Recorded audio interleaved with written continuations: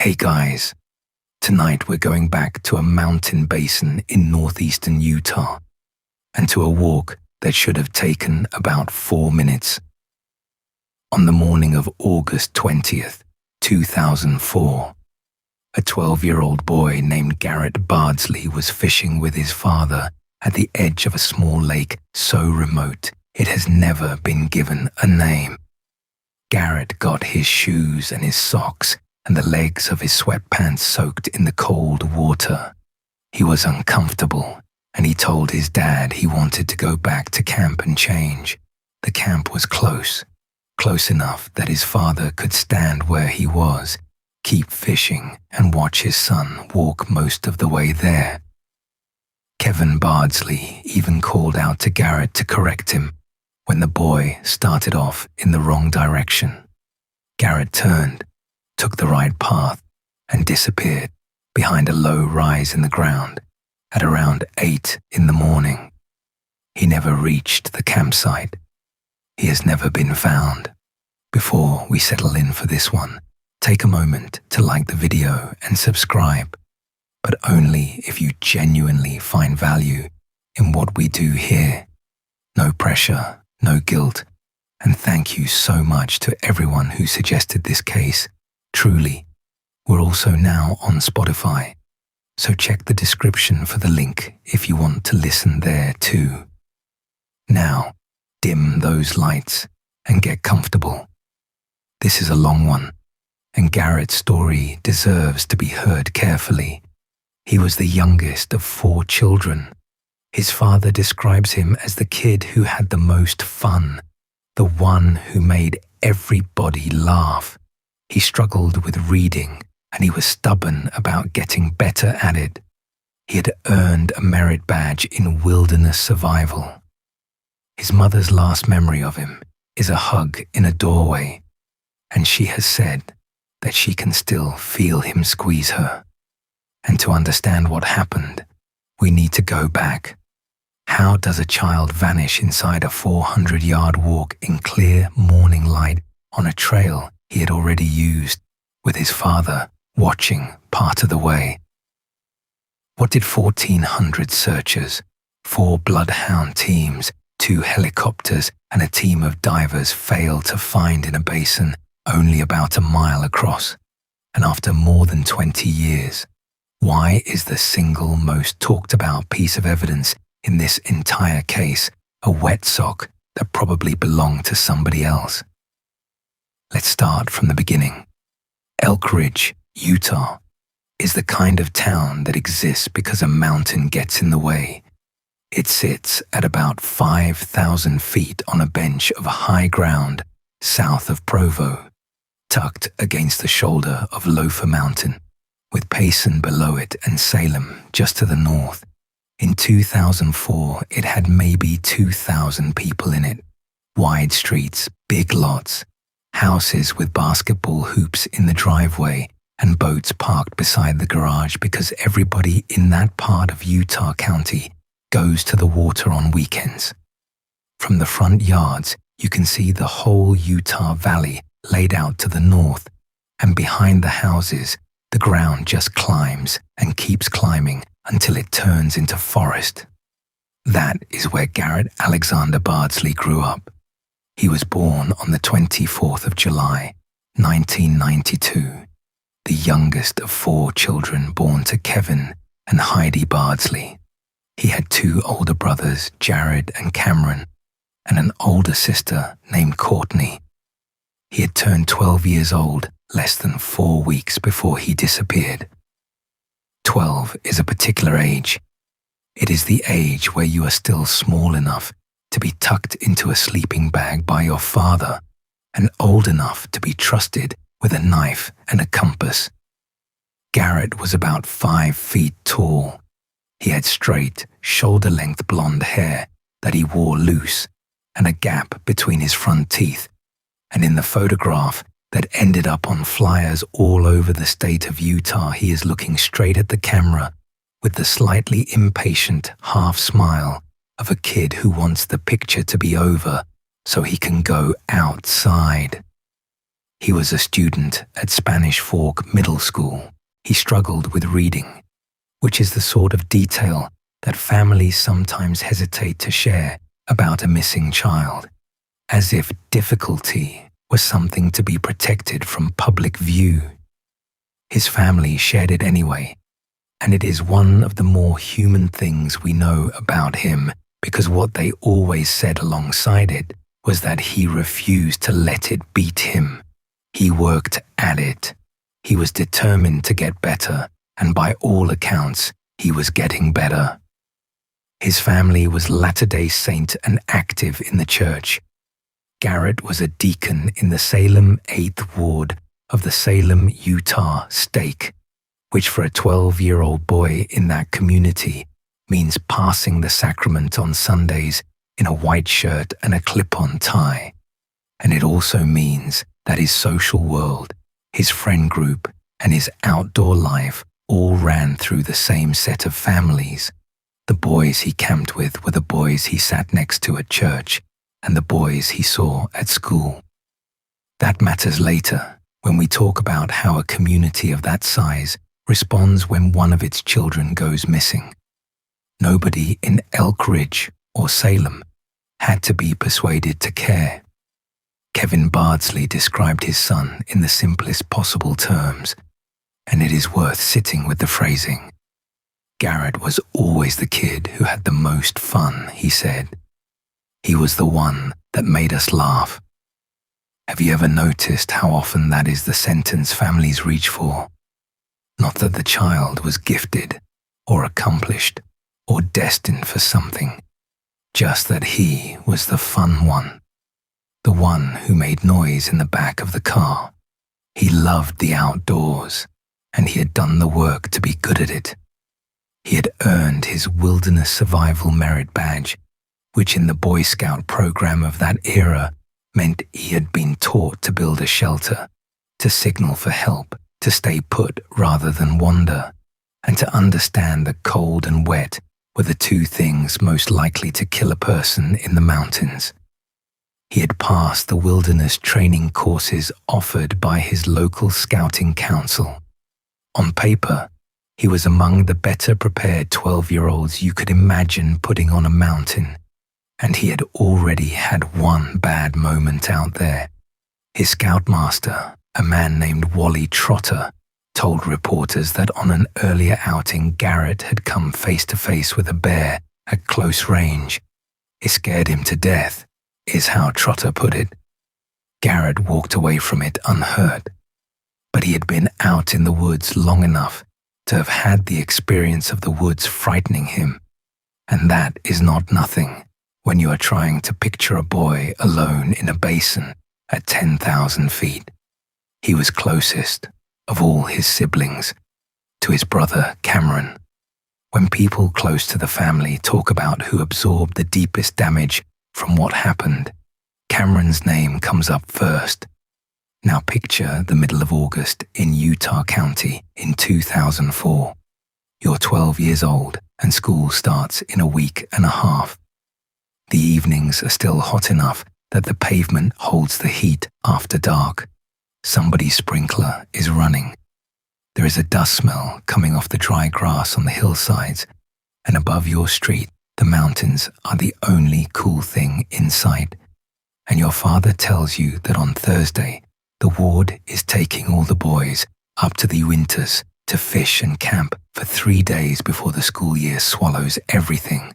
No merit badge requirements, no advancement work, just tents and cold water and a fishing pole. That is the trip. That is the whole reason they went. Let's talk about where they went, because the geography of this case is not a background detail. It is very close to being the entire explanation, and it is also the reason so many people find the explanation impossible to accept. The Uinta Mountains run east to west. That sounds like trivia, and it is not, because almost every major range in the American West runs north to south, and the Uintas do not. They are the highest east-west trending range in the lower 48 states. a great long spine of ancient quartzite and sandstone lifted up along the Utah and Wyoming border, holding Kings Peak at 13,528 feet, the highest point in the state. Most of the high country sits inside the Uinta Wasatch National Forest, and a huge portion of that is federally designated wilderness, which means no roads, no permanent structures, no mechanized travel, just trail and rock and water is the thing. Glaciers spent a very long time working on the winters, and what they left behind is a landscape pocked with thousands of lakes and ponds and tarns sitting in stair-stepped basins carved out of the granite and the quartzite. Some of these lakes are famous. Most of them are not named at all. On the maps, they carry numbers, or they carry the name of the largest lake in their basin, followed by a numeral, and hikers refer to them by whatever seems reasonable at the time. The Cuberant Lakes Basin is one of those places. It sits in the western Uintas, in the Camas Ranger District, north of a road called the Mirror Lake Scenic Byway, which is the only paved way through that part of the range and which closes under snow for a good chunk of the year. To reach the basin, you leave the highway and hike the lofty lake trail northwest through a meadow, and then you take a spur that branches off and swings around the west side of a peak called Mount Marcel, which stands at 11,340 feet. The round trip is roughly 6.5 miles with about 1,000 feet of climbing. At the top of that walk, you come into a basin holding 6 lakes. The largest is Cuberant Lake itself, sitting at 10,426 feet above sea level. The name comes from the Ute language and it means long, which is a plain and accurate description of the shape of the water. The other 5 lakes in the basin have no official names. They are Cuberant 2, 3, 4, 5, and 6, and they are strung out across a shelf of high ground in a loose scatter with strips of meadow and stands of timber and long aprons of loose rock in between them. The whole basin drains west through a single short stream, which falls nearly 1,000 feet in less than a mile and empties into the Weber River. Steep ground rings the basin on almost every side. That last fact is going to become important because it means that once you are inside the Cuberant Basin, leaving it in any direction other than the way you came in requires either climbing or descending some genuinely difficult terrain. Now picture standing in it. You're at 10,400 feet in August. The water is so clear you can see the stones on the bottom 10 feet out from shore, and it is cold enough that your hands go numb if you leave them in it. There are lodgepole pine and Engelmann spruce in dense clumps, and between the clumps there is open meadow with wild flowers still going, and there are boulder fields, huge tumbled aprons of grey rock the size of cars and refrigerators and dining tables stacked on each other at angles with dark gaps running down between them. Mosquitoes are relentless. The air is thin enough that you notice your own breathing on the climbs, and the sight lines are terrible. You can be 40 feet from another person and not see them, because the timber is thick and the ground rolls, and there is always another rise, another stand of trees, another fold of rock. A reporter who walked that area the following summer wrote something I have not been able to shake. He said that while hiking alone, he kept hearing voices nearby. He would stop and look ahead of him and look behind him, and there was nobody there. That country has been described by people who work in it professionally as some of the most inhospitable in the lower 48 states, and the weather there does something that catches flatlanders and locals alike. In a single August day, the temperature can climb to a level that will burn your shoulders and then fall to freezing after dark, and afternoon storms build fast out of nothing and dump rain and hail and sometimes snow at that elevation in August without much warning at all. To be fair to everyone involved, this was not an exotic destination. Families from the Wasatch Front have been going to the Uintas for generations. It is where Utah goes to fish. Thousands of people were on that mountain that same weekend, on that same highway, walking those same trails. And almost all of them came home sunburned and happy with a cooler full of trout, which is exactly the thing that makes the Cuberant Basin so hard to look at now. It is not a wilderness in the sense of a place nobody goes. It is a wilderness in the sense of a place that will not help you if something goes wrong.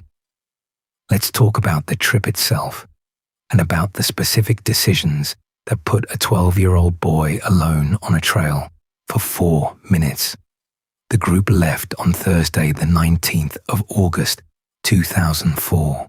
It was a church campout rather than a formal scouting activity, and that distinction got muddled in the early press coverage in a way that took nearly a year to correct.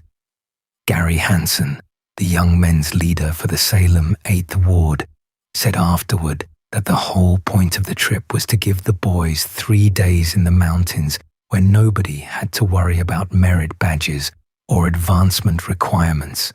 It was meant to be the last free thing before school. Wally Trotter, the scoutmaster, could not get the time off work, so he stayed home. The group that hiked in was 18 boys, ranging in age from 12 to 18, along with Kevin Bardsley and 8 other fathers. 2 of Kevin's other sons were on the trip as well. That gives you something close to 30 people walking single file up a spur trail in the afternoon heat, carrying packs and rods, gaining 1,000 feet on the way in. The hike was uneventful. They came into the Cuberant Basin and set up camp on a shelf of meadow ground, roughly 1/3 of a mile from the shore of Cuberant Lake itself, near the site sometimes marked as Cuberant 4. Tents went up. Boys did what boys do at 10,000 feet, which is mostly throw rocks into water and eat. Thursday night passed without incident. Nobody reported anything strange. No unfamiliar people in the basin. No vehicles that stood out at the trailhead. No encounters worth remembering. It was a completely ordinary night in a place where thousands of ordinary nights happen every summer.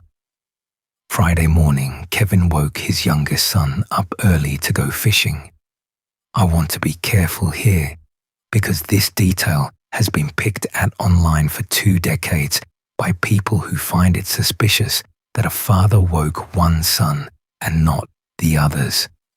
It was around 6 or 7 in the morning in a camp full of teenagers on the second day of a trip. Garrett was the one who wanted to fish for breakfast. That is the whole of it. There has never been any suggestion from investigators, from the family, or from anyone who was in that camp that there was anything unusual about a father and his 12-year-old going down to the water early while everyone else slept in. It is one of the most ordinary things that happens on a camping trip in the state of Utah. They took their poles and walked down out of the meadow toward the water, not to Cuberant Lake, but to one of the smaller, unnamed lakes in the basin. Garrett was carrying a short black chrome ice fishing pole, the stubby kind, easy for a kid to handle. He had no backpack, no food, no water bottle, no jacket beyond what he was wearing. What he was wearing has been repeated on missing person flyers for more than 20 years. A black hooded sweatshirt, reversible sweatpants, black on one side and red on the other, a t-shirt underneath, and white Converse tennis shoes, somewhere between a size 7 and a size 8. Think about that clothing for a moment, because it becomes central to everything that follows. Cotton sweatpants, a cotton hooded sweatshirt, and canvas sneakers. That is a fine outfit for a summer morning in a camp. It is a genuinely dangerous outfit for a wet child above 10,000 feet in weather that is about to change. The map that law enforcement later used to organize the search placed the father and son on the northern shore of that unnamed lake. The lake sits in a shallow bowl with a mix of open ground and timber around it, and steep terrain rising beyond that. They fished. At some point in the first hour or so, Garrett went into the water. The accounts differ slightly on exactly where and how. Some reporting says he stepped into a boggy stretch at the edge of the lake. The most detailed early account, from the Deseret News, says he got his shoes wet in the stream that feeds the lake. Either way, the outcome was the same. His shoes were soaked, his socks were soaked, and the legs of his sweatpants were soaked, and he was cold. Kevin's extra clothes for Garrett were up at camp, so the two of them had the conversation that every parent in the outdoors has had a version of 100 times. Garrett said he wanted to go back and change. Kevin thought that was sensible. He asked his son if he knew the way, and Garrett said that he did, which was reasonable, because they had walked that stretch of ground already, more than once. Then Garrett started walking, and he started walking in the wrong direction. His father noticed immediately and called out to correct him. He gave him the path. He told him which way led straight back to camp. Garrett turned, took the correct route, and kept going, and his father stood there fishing and watched him go, at least for part of the way. That is the last confirmed sighting of Garrett Bardsley by another human being, somewhere right around 8 in the morning on the 20th of August, 2004. And here is where we have to deal with a genuine problem in this case, which is the distance. If you read about the disappearance of Garrett Bardsley in 5 different places, you will find 5 different numbers. The Deseret News, reporting in 2005, with access to the search maps, put the camp about 120 paces from the stream where Garrett got wet. The Church News put it at about 150 yards. Some accounts say the scout tents were as close as 150 feet, or between 150 and 250 feet. A family friend told reporters that the walk was no more than 150 paces, and the police search map, according to a later analysis, placed the fishing spot on the far shore of the lake, which would put the two of them more than 300 yards from the campsite. None of those sources are lying. They are measuring different things. If you measure from the tent Garrett was sleeping in to the nearest point of the lake shore, you get a small number. If you measure from the exact spot on the north shore where his father was standing, around the water and up the rise to the main cluster of tents in the meadow, you get a much larger one. And the trail between those points is not a straight line. It bends around the lake, it goes through timber, it crosses uneven ground. So the honest version is this. Garrett had somewhere between 120 and 400 yards to cover. On flat, clear ground, it is a walk of 2 to 5 minutes.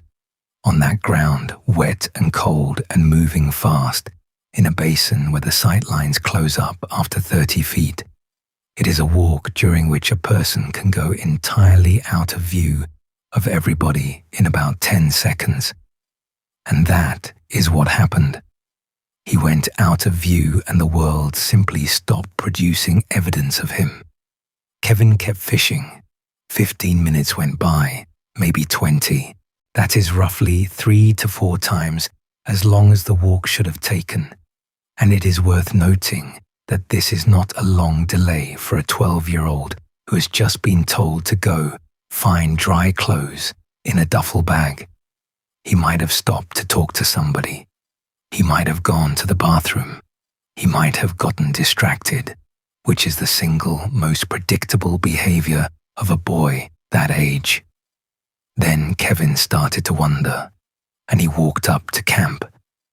Garrett was not there, and nobody in that camp had seen him or heard him.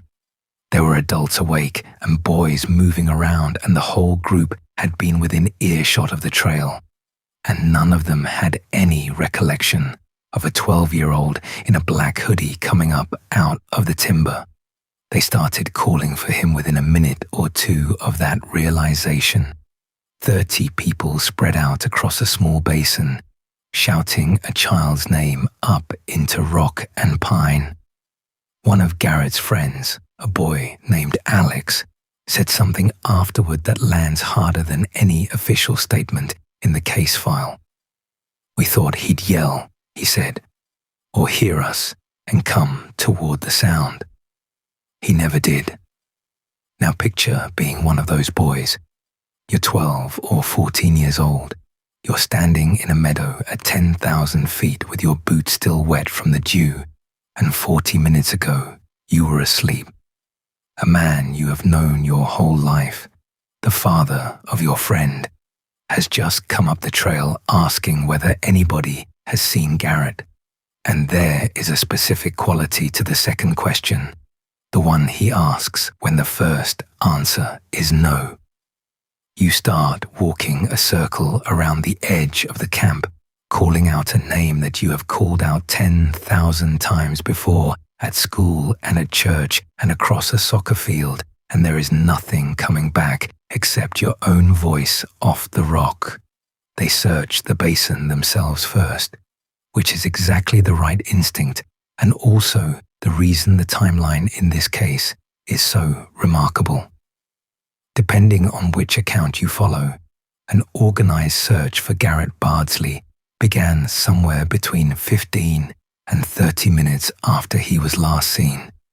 That almost never happens.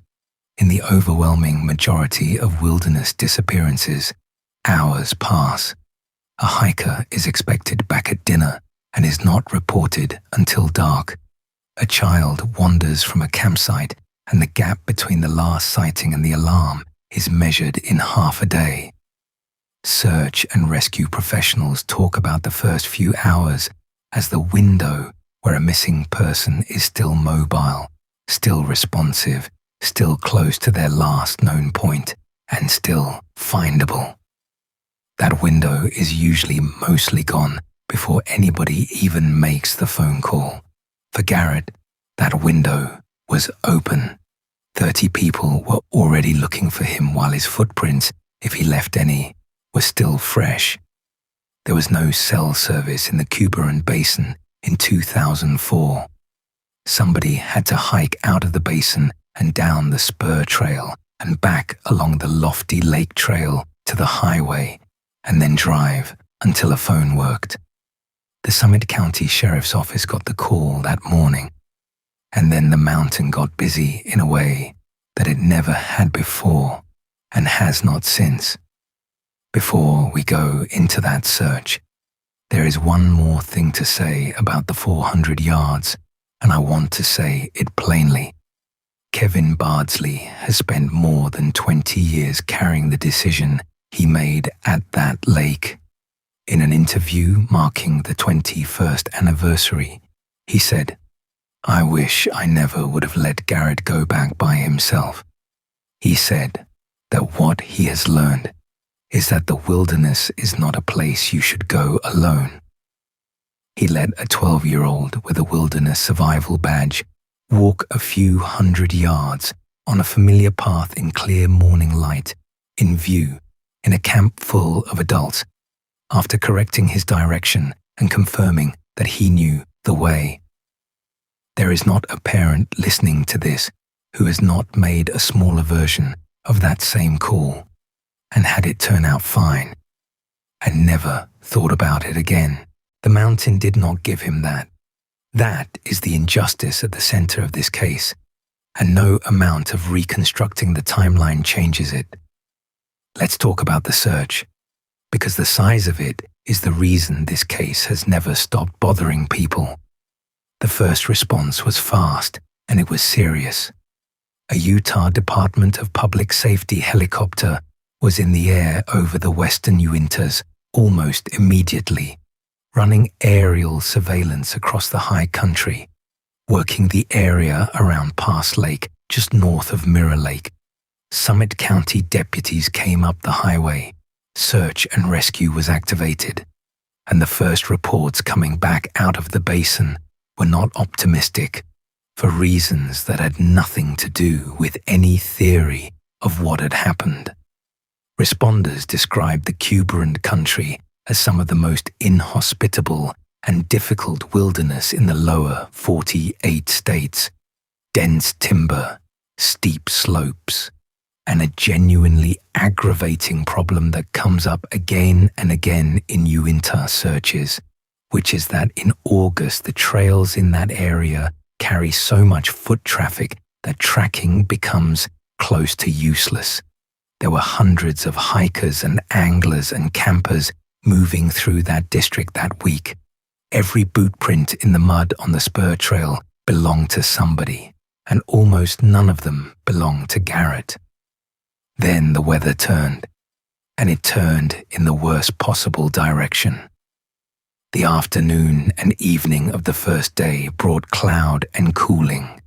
Over the following days, the basin took rain, and then it took hail, and at that elevation, it took snow.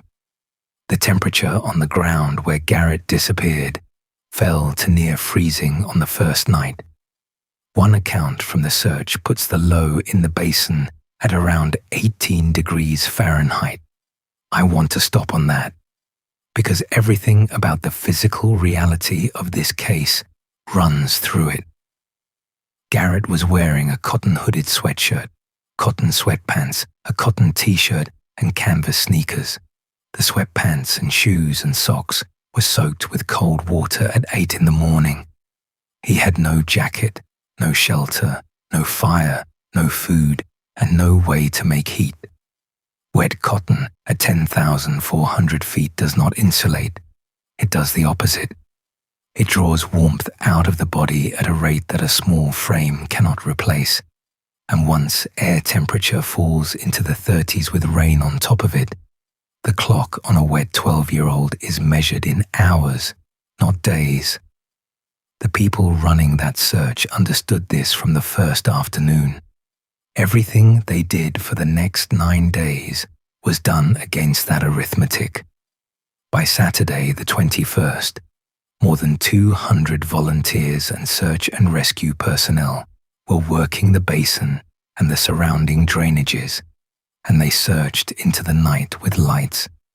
Teams came in from Cache County to join crews from Utah, Salt Lake, Wasatch, and Duchesne counties. They searched on foot and on horseback. They brought dogs. Divers went into the lakes, including the small unnamed one where Garrett got wet, and worked the bottoms in water cold enough to require serious exposure protection.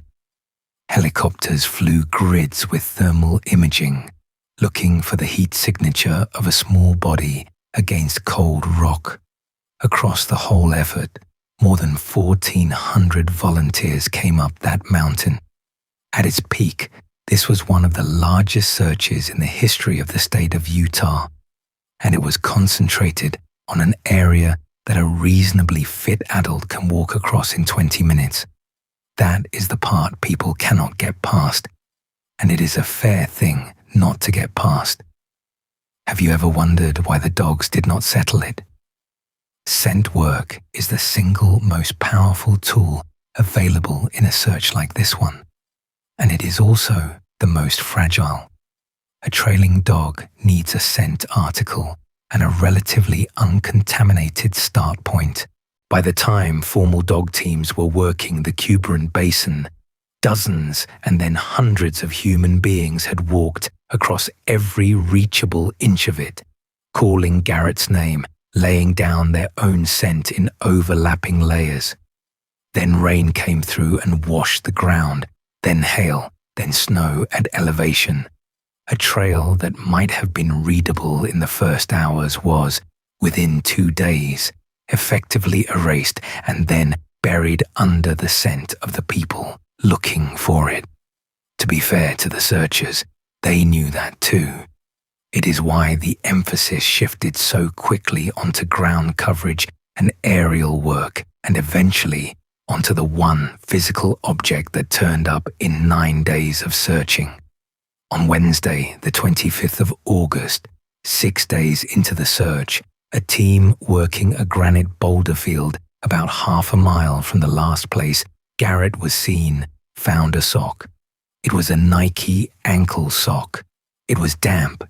It had been taken off and balled up, the way a person balls up a wet sock when they pull it off a foot, and it was lying in among the rocks.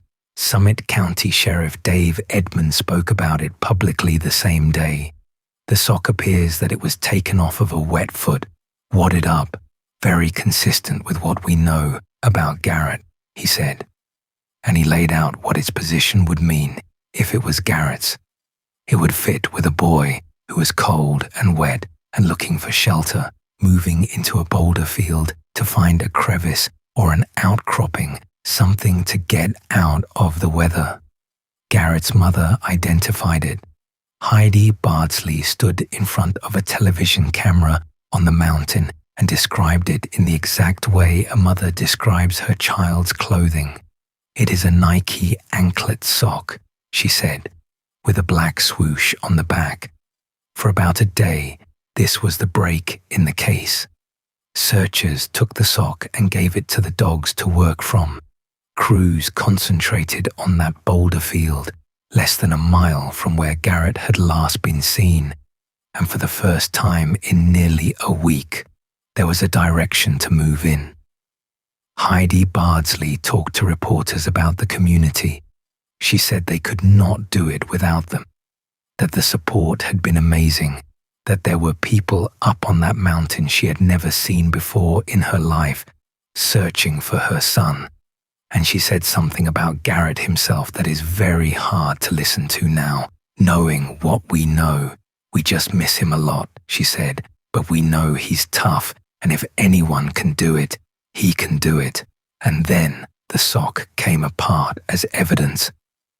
One of the searchers came forward and said the sock was his. He explained that he had changed out of wet socks while working the search area, and by some accounts, he had already mentioned to other searchers that he had lost one. It is a completely mundane explanation, and it is also, if true, an extraordinarily consequential coincidence because it took the only physical lead in the entire case off the table. I have to be careful about where the public record ends here. Several accounts state that testing later confirmed the sock did not belong to Garrett. Other reporting says only that no further evidence ever established whose it was, and that the question was simply left open. The Bardsley family believed it was Garrett's. The searcher believed it was his. What is not in dispute is that the sock stopped being treated as a lead, that the boulder field theory lost its anchor, and that from that point forward, the search for Garrett Bardsley produced nothing at all. Not a shoe, not a shred of black or red fabric, not a footprint, not the fishing pole. Around this same time, 2 men named Roger and Jim Heath decided to hike the area on their own, in the hope that a fresh pair of eyes might catch something the organized teams had walked past. What Roger Heath said afterward is probably the most useful sentence any civilian has contributed to this case. He said he could see how easy it would be, especially for a 12-year-old, to get lost up there. And then he said that he and his companion had gotten turned around themselves, and had needed to use their GPS to work out which direction they were facing. Two grown men with a satellite navigation device moving deliberately in daylight, in good weather, in an area saturated with searchers, lost their bearings in the Cuberant Basin. After several days, the language changed, the way it always does, and the way everybody dreads.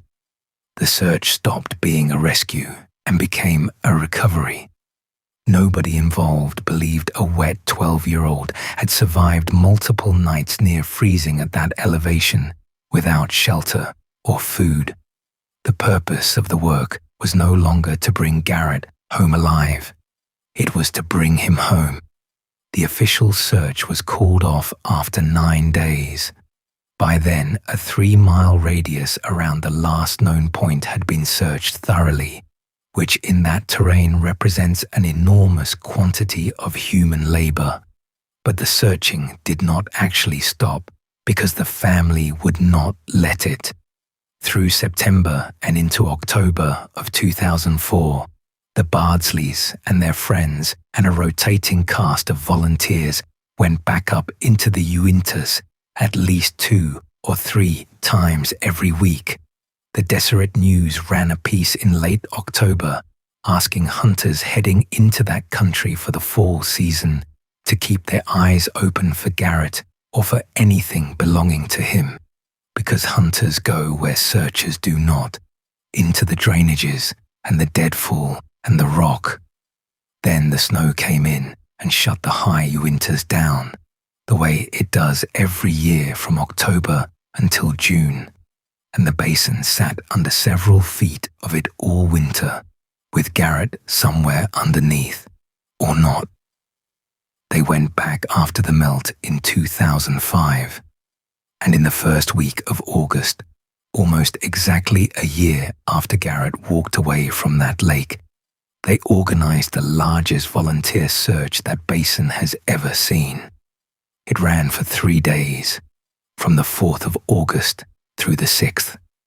Somewhere between 250 and 400 people searched on the Thursday and the Friday.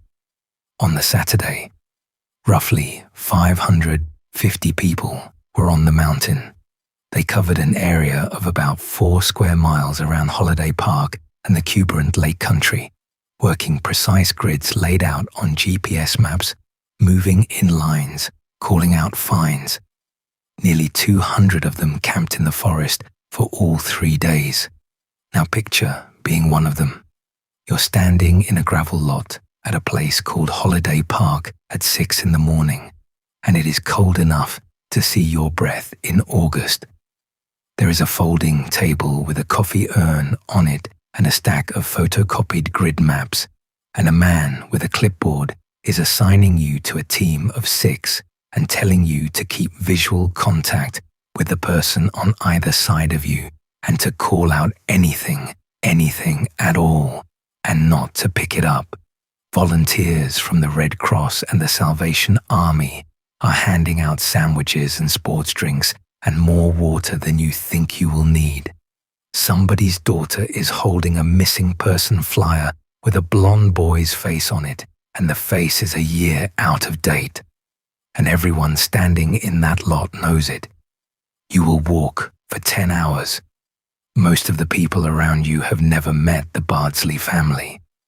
2 of Garrett's cousins, Jacob and Daniel Bardsley, from Mapleton, put in about 10 hours on the Saturday.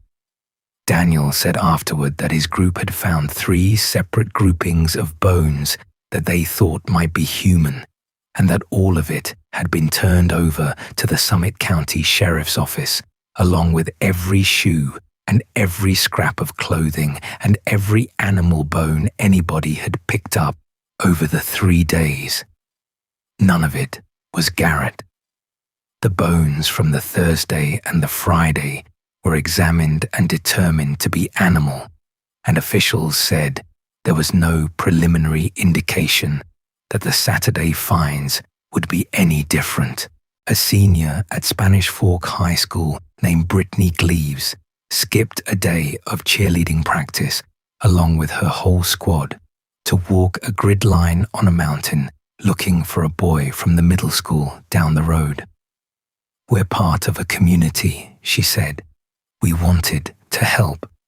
A registered nurse named Debbie Wilson ran medical support and said afterward that they had been prepared for the very worst and that the most serious injury she treated all weekend was a searcher who cut his knee and needed stitches.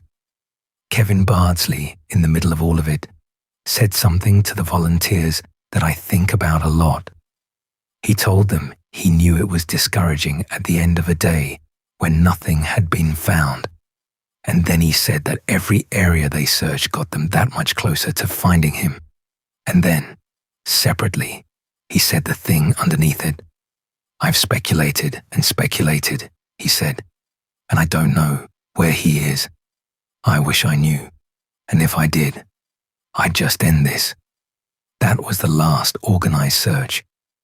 Garrett's parents and their friends left the Winters on the evening of the 6th of August, 2005, without their son, and no further large-scale effort was ever planned. Which brings us to the part of this story that most true crime coverage skips. And I think it is the part that actually explains what happened. There is an entire science to how human beings behave when they become lost, and it is not guesswork. The foundational work in the field belongs to a researcher named Robert Coaster, who spent decades building something called the International Search and Rescue Incident Database. That database now holds records from well over 145,000 searches conducted around the world, and from it, Coaster built a taxonomy of more than 30 categories of lost person, sorted by age and activity and mental state. Search managers use it to decide where to look first. Being lost has a technical definition, and it is more precise than most people assume. A lost person is someone who cannot identify where they are relative to known locations, and who has no effective method of reorienting themselves. There are two separate failures in there. The first is not knowing where you are. The second, and the more dangerous, is not having any reliable way to fix that. And when human beings hit that second failure, they do not behave randomly. They fall into a small set of predictable strategies. Some people stay put, some backtrack, some climb to high ground to try to see something they recognize, some pick a direction and commit to it, and a very large number of people, especially children, do the thing that feels most like progress, which is to follow a line, whether that line is a trail or a road or a stream, anything that looks like it must lead somewhere. The category that covers Garrett is the pre-teenager, roughly ages 10 to 12, and it is one of the most counterintuitive groups in the entire database. Adults consistently underestimate how far a child of that age can travel. The instinct is to assume a 12-year-old will not get very far, will tire quickly, will stop and cry and wait. What the data shows is close to the opposite. A 10 to 12-year-old is physically capable, has enough confidence to make decisions, and has usually absorbed just enough outdoor competence to believe they can solve the problem themselves. They keep moving. They follow drainages. They go downhill because downhill is easier, and because water and roads and towns are downhill, and children know that. Downhill, from the unnamed lake where Garrett got his shoes wet, means the stream that drains the Cuberant Basin. That stream falls close to 1,000 feet in under a mile through steep, rocky, timbered ground on its way to the Weber River. Have you ever wondered how far a 12-year-old can actually get in the Uinta Mountains? We do not have to speculate, because that same mountain range answered the question twice, and we're going to come back to both answers in detail. For now, hold on to two numbers. One boy from that range was found roughly 5 miles from where he went missing after 4 days. Another was found more than 5 miles from where his family last saw him after less than 30 hours. Both of those boys were younger than Garrett. That single fact reframes the entire early search. The instinct in the first hours, and it was a reasonable instinct, was that a boy who vanished inside a 400-yard walk must still be within a few hundred yards. Everything about lost person behavior says he might not have been. He might have been a mile away and moving before anybody finished the first circle of the camp. Now let's talk about the cold. And I am going to be direct but brief about this, because Garrett was a child, and there is a difference between explaining something and dwelling on it. Hypothermia does not simply make a person cold. It progressively takes away the ability to make good decisions, and it does that early, well before the body is in serious danger. The first stage is shivering and the loss of fine motor control, which is why hypothermic people fumble zippers and drop things. The next stage is cognitive. Judgment degrades, speech slurs, and apathy sets in. People stop caring about the thing they were trying to do. They stop calling out. They sit down. And in the final stage, cold does two things that are directly relevant to why Garrett Bardsley has never been found. The first is a phenomenon documented in forensic medicine as paradoxical undressing. Late in hypothermia, the mechanism that keeps blood away from the skin fails, and warm blood rushes to the surface, and the person experiences a sudden, overwhelming sensation of heat. In that state, people remove clothing, coats, boots, socks.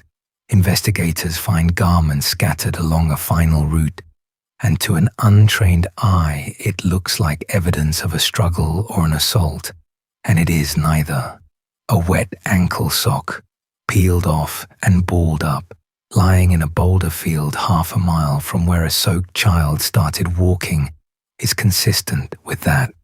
It is also consistent with a searcher pulling off a wet sock. Both explanations are ordinary, and neither one can be proven now. The second phenomenon is stranger, and it is better documented than most people realize. In the terminal phase of hypothermia, a significant proportion of victims crawl into small, enclosed, hidden spaces under deadfall or beneath low brush or into the gaps between boulders. In indoor cases, they are found under beds and inside closets. The forensic literature calls it terminal burrowing, and it appears to be driven by a very old and very deep part of the brain doing something that resembles denning. Put those two things together with the ground in the Cuberant Basin, and you get an answer that is not mysterious at all. It is just terrible. Let's talk about the boulder fields, because they deserve their own consideration. A talus field in the high Uintas is not a gravel slope. It is an accumulation of broken quartzite and granite blocks, some of them the size of a car, piled at an angle over decades and centuries. What matters is what is underneath. The voids between those blocks are not shallow. They run down and back and sideways, sometimes for many feet, forming a lattice of dark spaces that a small body can slip into and be entirely invisible from above, from 6 feet away in full daylight. Now consider what that does to every tool a search team has. Thermal imaging from a helicopter cannot see through rock. It reads surface temperature, and a body a few feet down inside a talus pile has no surface signature at all. Ground searchers walking a boulder field are looking down into hundreds of gaps per 100 yards in shadow, and the only way to actually clear one of those fields is to physically look into every void, which is slow, dangerous, ankle-breaking work. Dogs are better because air scent vents up through rock, but rock also channels it. A dog may alert 20 yards downwind of where a person actually is, or fail to alert at all if the scent is venting somewhere else entirely. And then time went to work. 21 winters of freeze and thaw have shifted those blocks.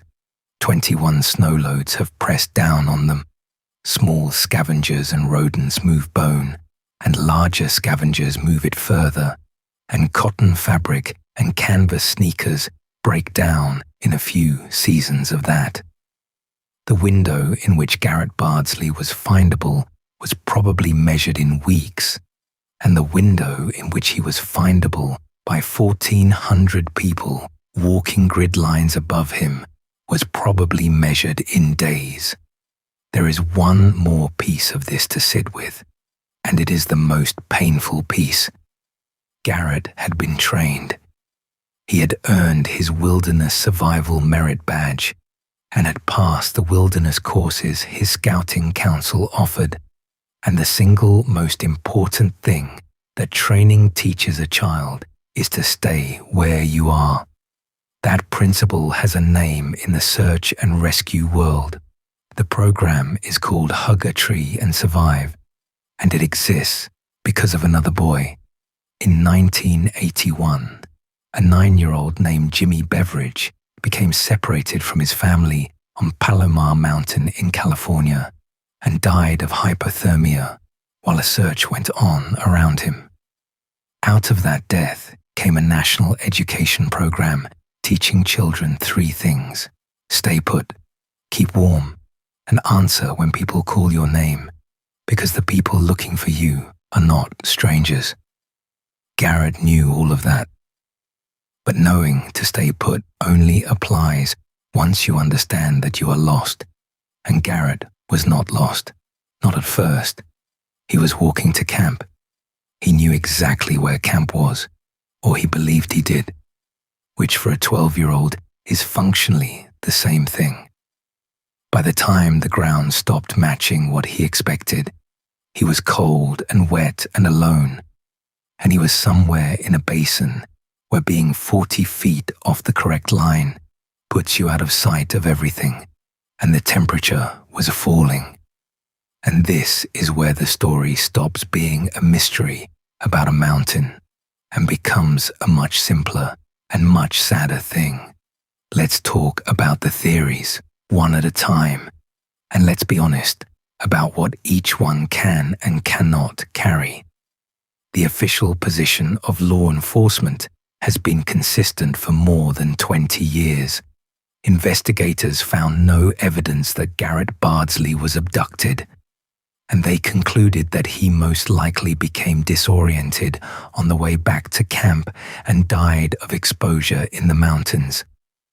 That is the position the Summit County Sheriff's Office has held since the first week, and it is the position reflected in the state's own cold case listing. The case for it is strong. A cold and wet 12-year-old with no jacket, no fire, and no shelter in country where the overnight temperature fell to near freezing and where rain and hail and snow followed within days.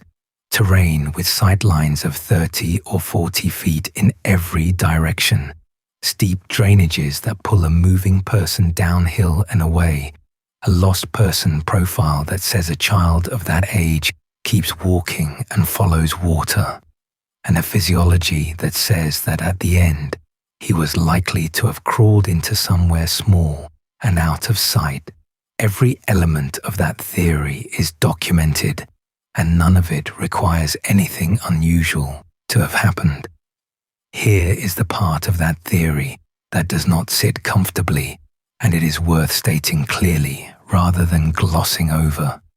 If Garrett died of exposure in the Cuberant Basin, he should have been found. 1,400 people walked that basin. Grid lines were run with GPS coverage over 4 square miles. Divers went into the water, dogs worked the ground, and helicopters worked the air. 2 full-scale searches, a year apart, in a basin roughly a mile across, which means the exposure theory only really works if Garrett left the basin. And that is where the two other Uinta cases become the most important evidence in this entire story, because they show that leaving is exactly what a boy that age does. A 12-year-old who is walking with purpose, who believes he is heading somewhere, who does not yet know he is lost, and who has hours of daylight and a stream to follow, can be 2 or 3 or 5 miles from where anybody thinks he is by the time the first grid line is walked. The official search covered a 3-mile radius, which is to say a circle drawn around an assumption. If Garrett went further than that, in any direction, down any drainage, into any stand of deadfall or any taily slope outside the perimeter, then the search was always going to come home empty, no matter how many people volunteered and no matter how carefully they walked. That, to me, is the likeliest shape of what happened, not a mystery. A search area that was drawn around an assumption about how far a child can go, when the answer turned out to be much further. Let's talk about the water. There are 3 separate water hazards at that spot. There is the lake itself, there is the boggy ground at its margin, and there is the stream that feeds it, which is the stream Garrett most likely stepped into. Divers went into the lakes in the days after the disappearance and found nothing. The lakes in that basin are also glass clear and, in the shallows, shallow enough to see the bottom from shore. The stream is more interesting. Not the small feeder where he got wet, but the outlet, the one that drains the whole basin west and drops nearly 1,000 feet in less than a mile before it reaches the Weber River. That is not a creek you wade. It is a chute through rock and deadfall. A small body entering the top of a watercourse like that in high summer, flow could be carried a considerable distance and then wedged into a place that a person on foot would walk right past and a helicopter would never see. There is no evidence Garrett went into that drainage. There is also no evidence that he did not, and it is one of the very few mechanisms that plausibly moves a body a long way with nobody watching. Now, the boulder field, which was the sheriff's own working theory in the first week. Cold, wet child looks for shelter, finds rock, gets down into it, and does not come back out. Everything I said earlier about talus voids and thermal imaging and dogs applies here. It is a completely viable explanation, and the only physical object ever recovered in this case was recovered in a boulder field, which is why it took hold so quickly. It is also the theory that was most damaged when the sock stopped being reliable. Let's talk about animals, because it comes up constantly and it deserves a careful answer rather than a dismissal. The Uinta Mountains hold black bears and mountain lions. Garrett had already had one close encounter with a bear on an earlier trip, close enough that his scoutmaster said it frightened him badly. So the question is not whether large animals were in that country. They were, and they are. The question is whether a large animal attack explains the evidence, and the answer is that it explains it poorly. An attack on a person of Garrett's size leaves a scene. It leaves blood on rock and on vegetation. It leaves torn fabric. It leaves drag marks and disturbed ground, and in the case of a mountain lion, a cache site covered with debris, typically not far from where the animal made contact. Search teams working that basin within hours were looking for exactly those signs, and across 9 days of professional searching and a year of volunteer effort, nobody ever found blood or torn clothing or a disturbance of the ground or scat containing anything human. But there is a version of the animal theory that does hold up, and I think it is probably part of the true answer, even though almost nobody frames it this way. Scavenging is not the same thing as an attack. If Garrett died of hypothermia in a hidden place, then everything in that ecosystem, from bears and coyotes down to ravens and rodents, would have done what ecosystems do. That process disperses remains, and it happens fast, and it would help explain why a full year later, with 550 people on the ground, there was nothing left to find but animal bones. That distinction matters. The absence of an attack scene argues strongly against an animal killing Garrett. It argues not at all against animals being the reason he was never recovered, which brings us to abduction, and here I want to be extremely careful, because this is the theory where real harm gets done. Let me state the record plainly first. In more than 21 years, no person has ever been arrested, charged, named, or publicly identified as a suspect in the disappearance of Garrett Bardsley. There is no suspect. Investigators concluded early that there was insufficient evidence to support a kidnapping, and nothing in the 2 decades since has changed that conclusion. Anyone who has ever been mentioned in connection with this case in any context is entitled to the presumption of innocence, fully and without qualification, and nothing in this video should be understood as suggesting otherwise about anybody. Now the mechanics, because they are the strongest argument here. For an abduction to have occurred, a stranger would have to have hiked several miles up a spur trail into a high basin, been present and unseen at the right moment, taken a 12-year-old boy inside a window of 15 to 20 minutes, and then walked back out past a camp containing 30 people in full daylight on the only realistic route out, carrying or leading a child who was not compliant, and then done it without a single one of those 30 people, or any of the hikers on the connecting trails, or anybody at the trailhead noticing anything. That is not impossible. It is close to it. There are 2 threads in the public record that people point to, and both of them need to be handled honestly. The first is a reported sighting. In 2009, the television program America's Most Wanted received a tip from a woman who said she had seen Garrett in a grocery store in the company of 2 men she did not recognize. Around the same period, detectives followed up on a reported sighting of a boy matching Garrett's description in Nevada. Neither lead was ever substantiated, and neither led anywhere.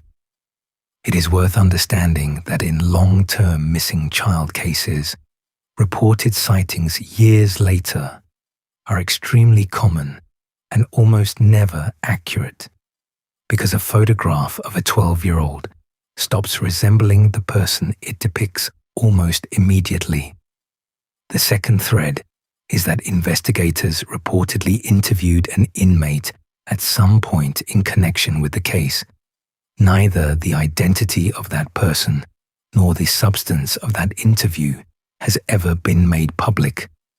That is all anybody outside the investigation actually knows, and I'm not going to build a theory on top of a sentence with nothing underneath it. Police speak to people in custody about unsolved cases all the time, and the overwhelming majority of those conversations produce nothing. Have you ever wondered about the fishing pole? Because that is the detail that keeps thoughtful people awake on this case more than the sock. Garrett was carrying a short black chrome ice fishing rod when he walked away from his father, and it was never found. People online have built a great deal on that. Why would a boy take his rod back to camp if he was coming right back to fish? And underneath the question is an implication, which is that if the rod is gone, then somebody took it. And if somebody took it, then somebody took him. I think the simpler reading holds. 12-year-olds carry their stuff. He had been told to go change his clothes. He had a rod in his hand, and he walked off with it. And there's nothing in that sequence that requires explanation. As for why it was never recovered, a short, dark rod lying in deadfall or slipped down between two boulders is one of the least findable objects you could design. It does not shine, it does not hold shape against the ground, and it is roughly the color and diameter of 10,000 fallen branches. Finally, let's talk about the framing that this case gets pulled into online, because if you have heard of Garrett Bardsley before tonight, there is a reasonable chance you heard about him inside a story about something inexplicable happening in national forests. This case has the whole checklist. There is a child and water at the point of disappearance, and a boulder field, and a sudden change in weather. There are dogs that could not hold a trail, and an item of clothing found later, some distance away, in an odd condition. Those features recur across dozens of cases, and some writers treat the recurrence itself as evidence that something outside ordinary explanation is at work. I understand why it is compelling, and I am not interested in mocking anybody who finds it compelling. But I would offer this. Every single item on that checklist has a plain explanation, and we have gone through all of them tonight. Children get wet near water because that is where children go. Boulder fields appear in these cases because boulder fields are where a cold person shelters and where a small body becomes invisible. Weather changes fast at altitude. Dogs fail when hundreds of searchers and 3 days of rain get there first. And clothing comes off because hypothermia makes people feel hot at the end. And the strongest argument of all sits inside this very mountain range. The Uintas produced 2 more cases with nearly identical setups. A child separated by a few hundred yards, in the same forest, in the same kind of weather, with the same terrain and the same search problems. Both of those children were found, and both of them were alive. Nothing took them, and nothing took Garrett. Let's talk about those 2 boys, because their stories are the closest thing this case will ever have to a control group. 10 months after Garrett Bardsley walked away from that lake on the 17th of June, 2005, an 11-year-old boy from Bountiful named Brennan Hawkins went missing in the same mountain range. Brennan was a Cub Scout, and he was not there with his own troop. He had been invited along by a scout leader named Martin Christensen, whose 11-year-old son Brian was Brennan's friend, to a training outing for older scouts at the Great Salt Lake Council camp north of Camas. The camp sat at about 8,500 feet in Summit County, off the same highway corridor that leads up into the Cuberant country. Late on the Friday afternoon, the 2 boys were at the camp's climbing wall, a 60-foot structure built of chipboard. Steak dinner was being served in the mess trailer, roughly a quarter mile away down a dirt camp road that both boys had walked before. Brian got out of his harness first. Brennan was slower with his gear, still working the buckles, and Brian shouted back at him to catch up and then ran off toward dinner. Under scouting rules, the 2 of them were supposed to keep each other in sight. Brian figured his friend was a few steps behind him on a road they both knew. He said afterward, and he was 11 years old when he said it, that he would never again let a buddy out of his sight. The supervisor at the climbing wall saw Brennan around 5:30, still struggling out of the equipment. That is the last confirmed sighting. Martin Christensen later sat down with topographic maps and worked out the most probable version of what happened next, and the answer was almost unbearably simple. Coming off that climbing wall, there was a choice of directions, and Brennan took the wrong one immediately. Instead of going toward the mess trailer, he went toward the tent camp, and from there, he went into the trees. He had no food and no water. He was wearing a blue sweatshirt, black shorts, and tennis shoes. His family said he was comfortable in the outdoors, but that he had never had a good sense of direction. And within about 50 to 100 yards of that camp road ran the east fork of the Bear River, swollen with a heavy snowmelt year, moving fast over a man's head in places. That river dominated the first 2 days of the search. 2 swift water dive teams worked it for miles. The biggest risk is the river, one of the officials said, and everybody agreed with him. The man running the search was Summit County Sheriff Dave Edmonds, the same sheriff in the same county 10 months later. What happened next in the state of Utah is one of the most remarkable community responses in the history of American search and rescue. It was Father's Day weekend. On the Sunday, roughly 3,000 volunteers came up that mountain. 3,000 on horseback, on ATVs, on foot, in lines through timber. Brennan's father, Toby Hawkins, went on national television that Monday morning and said that they were looking out into darkness and somewhere his son was out there, and asked people to come. And among the people who came were Kevin and Heidi Bardsley. Kevin went up the mountain. His wife confirmed it to a reporter in the plainest possible sentence. "My husband has been up there," she said. The Deseret News noted at the time that the search brought back very difficult memories for many of the people who had looked for Garrett, and that it had hit Garrett's parents particularly hard. Think about what that actually required.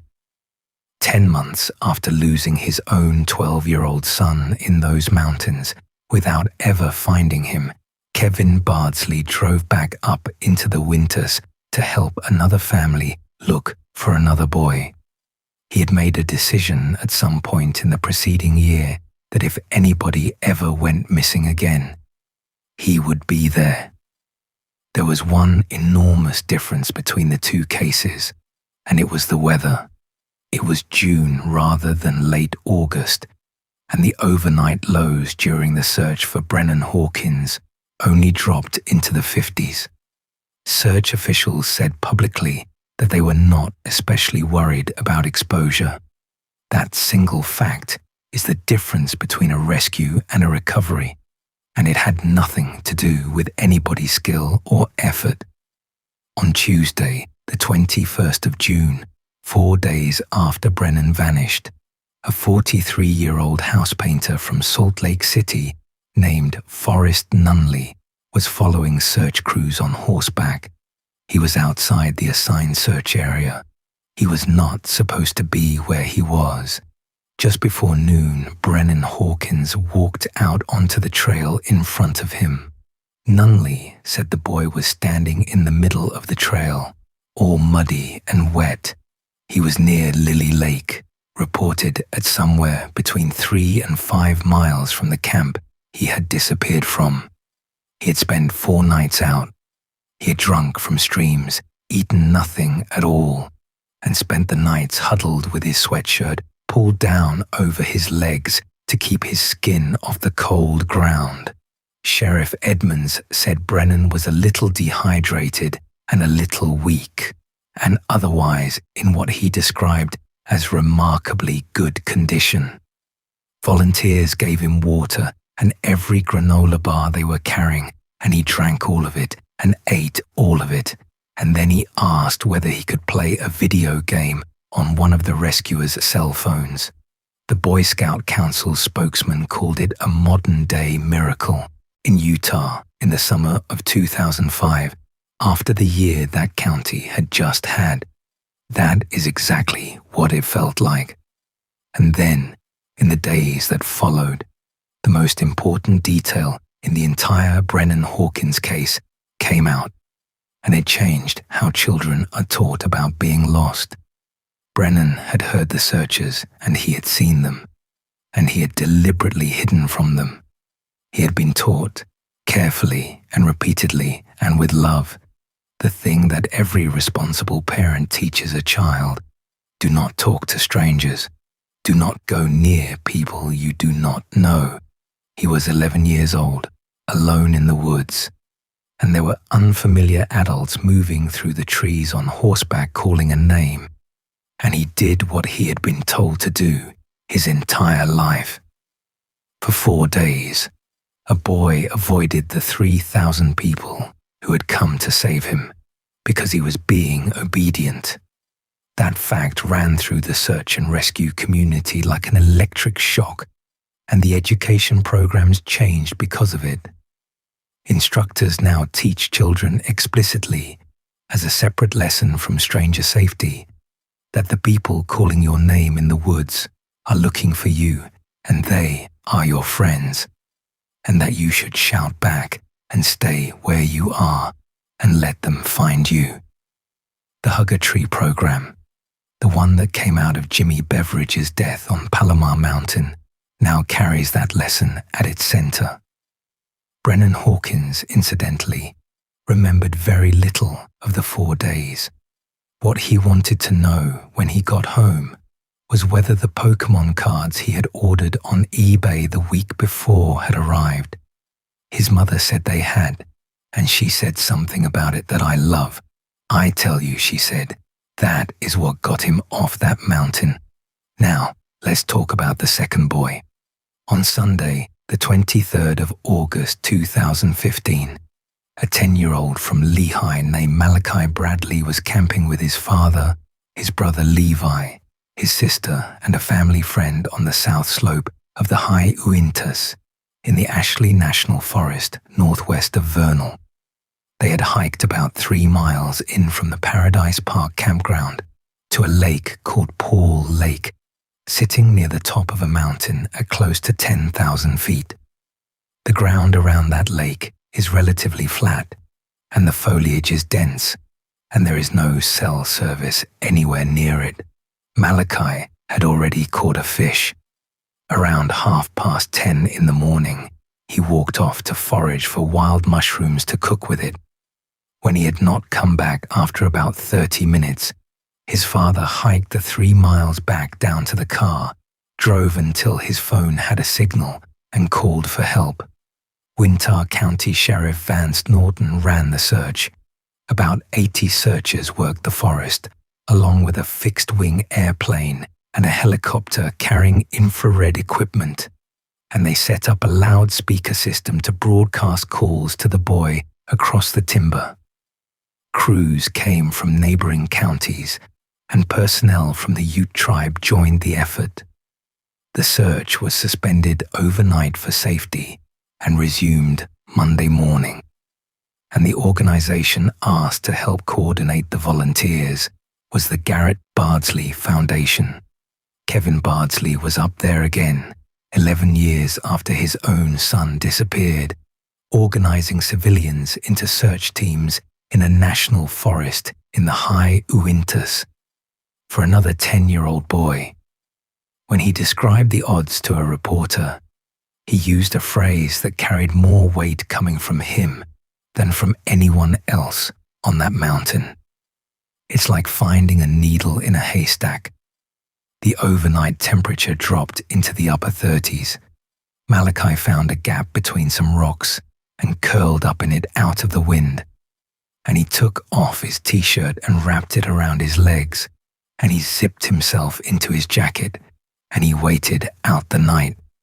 Just before 3 in the afternoon on Monday, the pilot of a Wasatch County search and rescue plane spotted him from the air.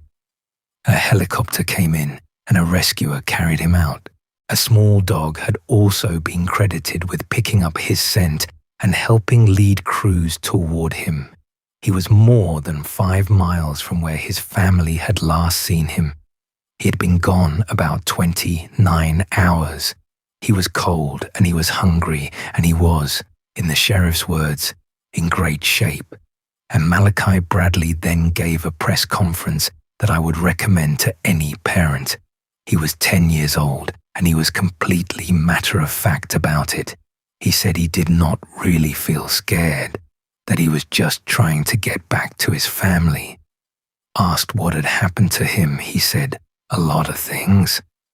And then he said, "I hiked a long ways." He explained that he had tried to backtrack, and when he could no longer see the lake where the camp was, he knew he was lost. He said he thought he could have survived 2 or 3 weeks out there, dressed in a hoodie and jeans and shoes, with no food and no blanket. His father had taught him wilderness survival. A week earlier, camping with a friend, he had actually played the game of what would we do if we got lost, and the two boys had built lean-tos and buried themselves in leaves to practice. But here is the detail in Malachi's case that matters most, and it points straight back at Garrett. His father had taught him to stay put if he ever got lost. He normally carried a whistle for exactly that situation, and on that particular morning, he did not have it with him. And because he had no whistle, he made a decision. He decided that staying put would not work, that he needed to move, and that if he walked far enough, he would find a road. And on that road, he would find somebody who could call his father. So he walked for 5 miles through the high Uintas, and it was almost certainly the thing that saved him, because it put him in open enough ground for an airplane to see him.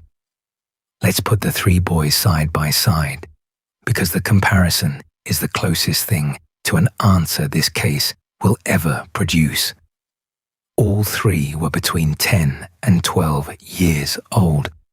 All 3 became separated from their families by a few hundred yards in the Uinta Mountains on ground they had already walked. All 3 had been taught outdoor skills. All 3 were the subject of enormous searches.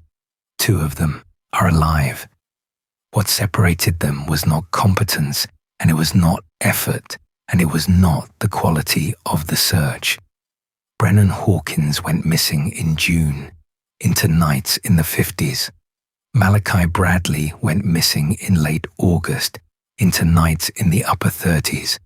But he was dry, and he had a jacket, and the country around him was flat and open enough to be seen from an aircraft.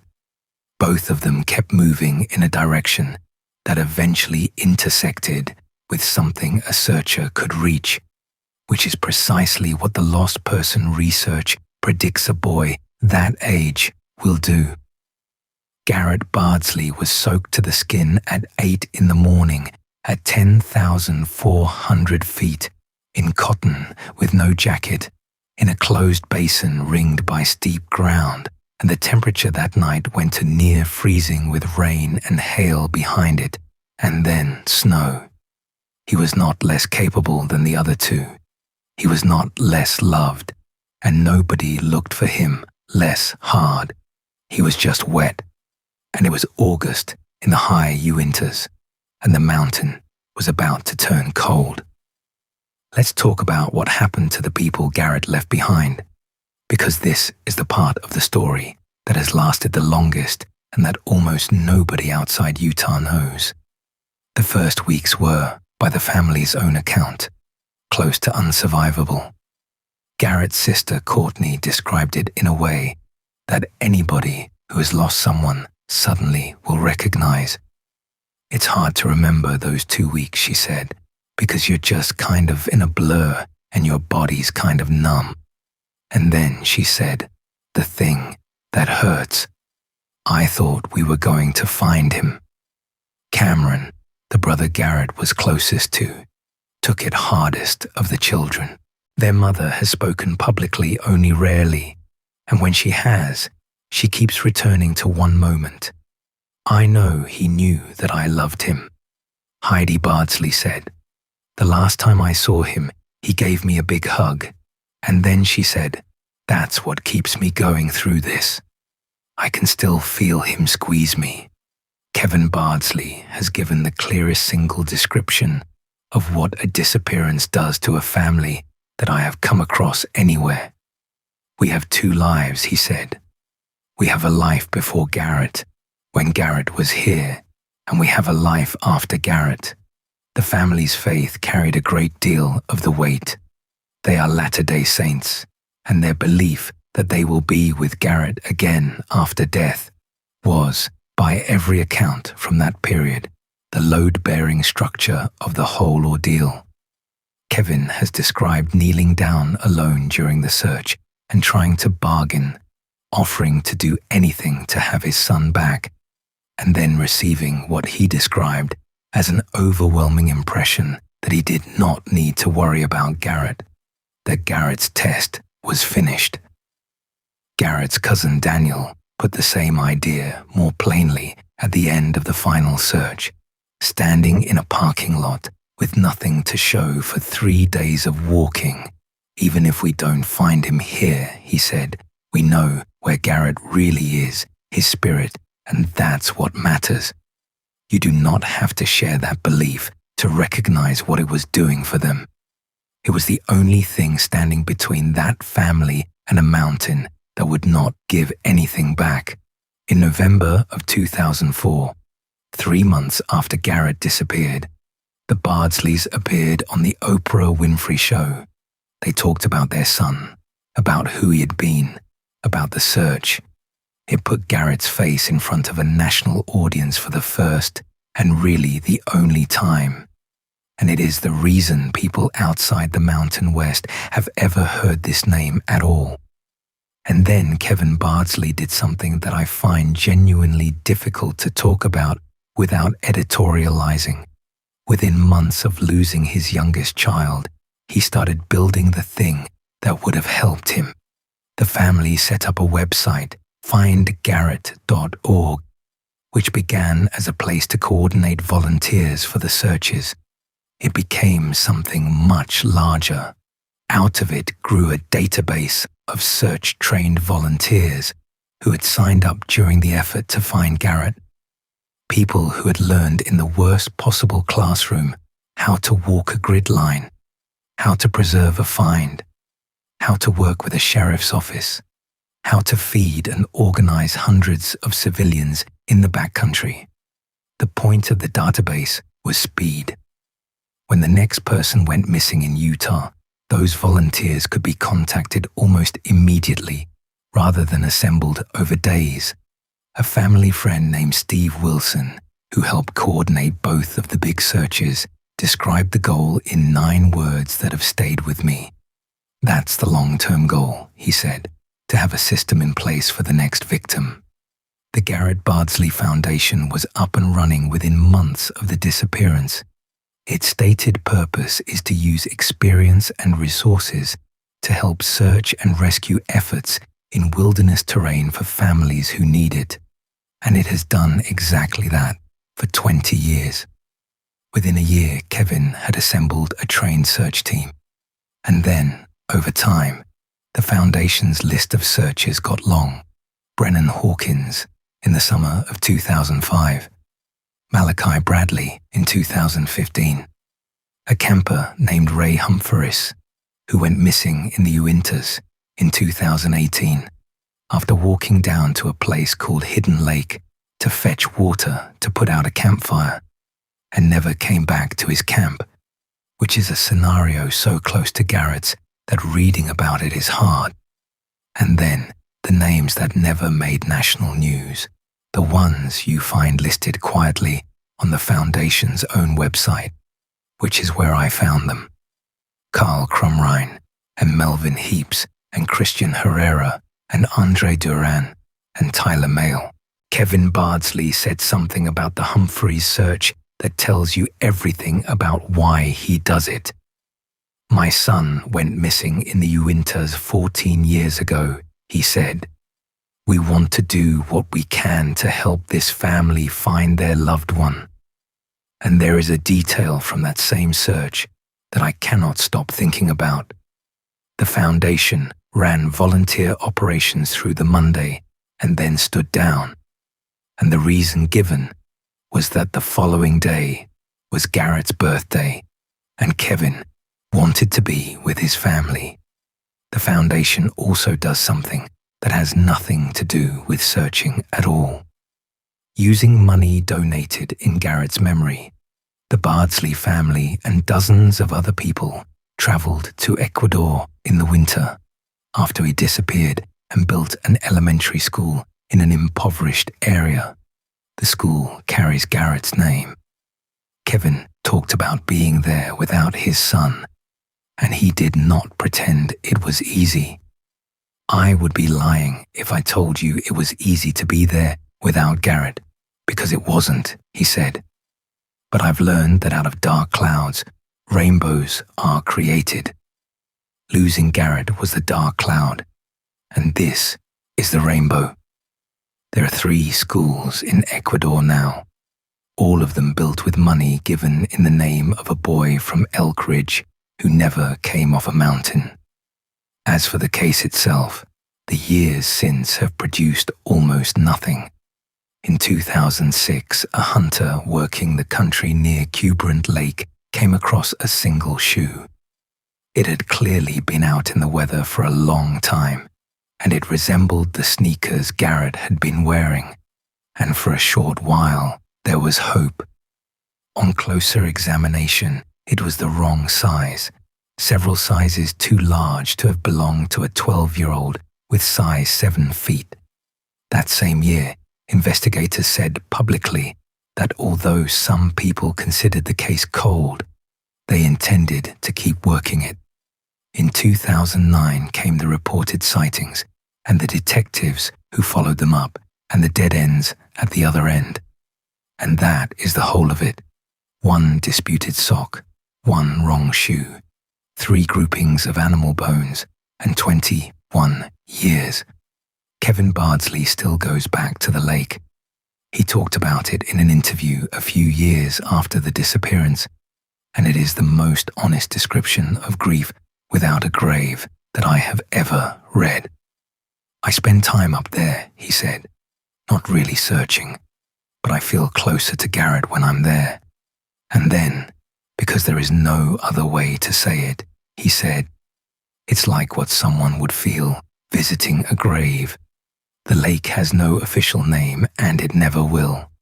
Wally Trotter, the scoutmaster, who could not get the time off work to come on that trip, settled the matter himself years ago. We don't care what the rest of everybody calls it, he said. In our mind, that is Garrett's Lake, and that will always be Garrett's Lake. The case remains open with the Summit County Sheriff's Office in Utah, and Garrett is still listed by the Utah Department of Public Safety as missing and endangered, with his description and his photograph exactly as they were recorded in 2004. A black hooded sweatshirt, red sweatpants, and white Converse shoes in a size 7 to 8, straight, shoulder-length hair, and a gap between his front teeth. In August of 2025, 21 years on, Kevin Bardsley sat down with a television crew near Cuberant Lake and said the 2 sentences that this case comes down to. We don't know what happened to Garrett, he said. It's been 21 years, and we haven't found anything. And then he said, the other thing, the one he has been carrying since the 20th of August, 2004. I wish I never would have let Garrett go back by himself. So where does this leave us? Garrett Alexander Bardsley has been missing for more than 21 years. No trace of him has ever been recovered. No charges have ever been filed. No suspect has ever been identified. And law enforcement's conclusion has never changed. He most likely became disoriented on a short walk back to a campsite in cold and wet clothes at 10,400 feet and died of exposure somewhere in the high Uintas within a day or two of walking out of his father's sight. The reason he was never found is almost certainly a combination of how far a 12-year-old can travel, how completely a talus field can hide a small body, and how quickly a high mountain forest reclaims what is left in it. That is not a satisfying answer. It is not a resolution, and it is not closure, and it is not the same thing as knowing. But it is, I think, the truth. And Garrett deserves the truth more than he deserves a better story, because beyond the theories and the search maps and the 21 years of speculation, there was a real person, a 12-year-old boy who had been 12 for less than 4 weeks, a kid who struggled with reading and refused to be beaten by it, a kid who had run into a bear once and been frightened out of his mind and gone back out into the woods anyway, a deacon who passed the sacrament on Sundays in a clip-on tie, the youngest of 4, the one who made his family laugh, the one who was always having the most fun, a boy who woke up early on the last morning of his life because he wanted to catch a fish for breakfast with his dad. He would have turned 34 years old this July. So tonight, as you think about Garrett's story, maybe try to remember him not for the 400 yards, but for the fact that he wanted to go fishing. And maybe remember what his father did with the worst thing that ever happened to him, which was to build out of it a system for finding other people's children, and then to go up into the same mountains that took his son, again and again, for other families, for 20 years. 2 of the boys we talked about tonight came home. They came home partly because of luck and weather and open ground, and partly because a man from Elk Ridge who never found his own son decided that other parents were not going to go through what he went through if he had anything to say about it. If you take one practical thing from this, take this. Teach the children in your life that if they are ever lost, the strangers calling their name in the woods are friends. Brennan Hawkins hid from 3,000 people for 4 days because nobody had ever told him that. The mountain has kept Garrett Bardsley for 21 summers now, and the family still asks anybody hiking that country to keep their eyes open. Somewhere in the Cuberant Basin, or in the drainage below it, there's still a small answer waiting in the rock. He was 12 years old, and he had 400 yards to go.